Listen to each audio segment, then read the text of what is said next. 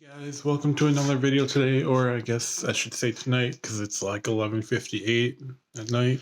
Today I'm going to be teaching you how to create star trail photos. First of all, you need a DSLR that has a plug for a remote intervalometer, or has an internal intervalometer, which means it takes like photos every few minutes or whatever.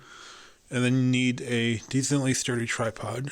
Doesn't have to be perfect, but decently sturdy. Last but not least, if you don't have an internal intervalometer, you will need one of these little external ones. You can get a brand name one for $50, $100, $150, whatever. They're relatively expensive. Or you can, if you want to sacrifice a little bit of durability.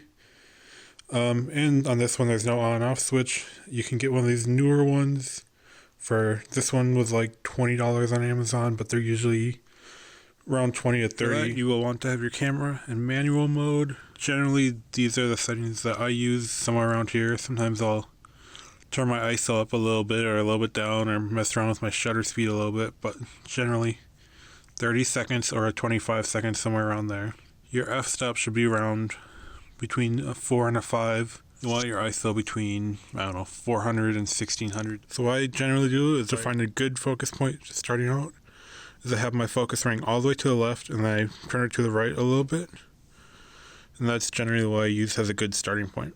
So I'm just going to take a couple photos, test photos, to get focus. And then once we get focus, I will show you the next step. Well, that's relatively in focus. It isn't perfect, but it's good enough for this tutorial. So then you're going to want to set your intervalometer to take a photo every 2, 3, whatever minutes, somewhere around between, I'd say probably 2 and 4 minutes.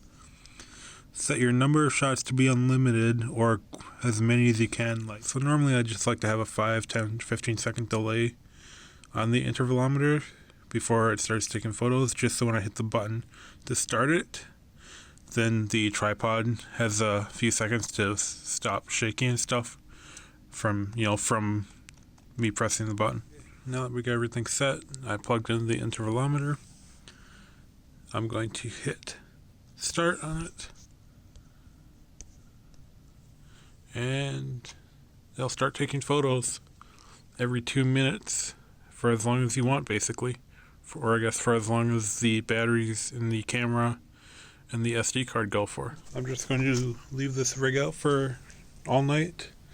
I would recommend at least leaving it out for a couple hours, and then as soon as we get done with this, I will bring it into Lightroom and I'll show you the rest of the process. Alright guys, the next thing you do after you finish taking all those photos, you take your SD card of your camera, throw it into your computer, and then go import them into your computer with your own file system and whatever that you use. I'm going to go import them quick, and I will see you in Photoshop.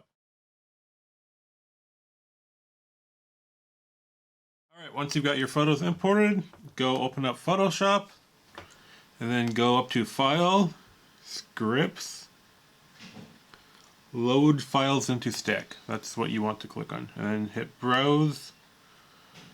Go find the photos that you need. Go find your folder. Make sure you're using raw photos if possible. Okay, so when you find your folder, just hit Control or Command A, select all the photos that you shot from that night, hit OK, it will load them all, and then you just hit OK, and it will load them all into basically one Photoshop document, and they're all different layers. And this will take a little bit to load, so I'm going to cut to when they're all loaded. We're going to delete all these, and how you go through and select a bunch of layers in Photoshop is you hit one layer, or the first layer that you want to do something with, and then you go to the last layer you want to do something with, and you hold shift when you're selecting that last layer, and it will select them all. And then go ahead, delete layers, delete, and then you have all of your photos that you took. So you're going to want to highlight all of them except one of them, except the bottom layer. That's the only one you don't want to select or highlight or whatever. So all you gotta do is select the first one, or the top one I guess, and then select the second one from the bottom, and then what you're going to do is you're going to go into your blending modes right here, and then you're going to want to hit lighten, and then boom. Now you've got your star trail pretty much made. What you want to do next is select all of the layers, and then go up to filter, convert for smart filters, hit OK, and it'll take a minute since there's a lot of images. So now that the image is like flattened basically, all you gotta do is go up to filter, camera raw filter, and then do your basic edits. I'm going to just do a quick little edit on this, not my full edit that I usually do when I create these photos.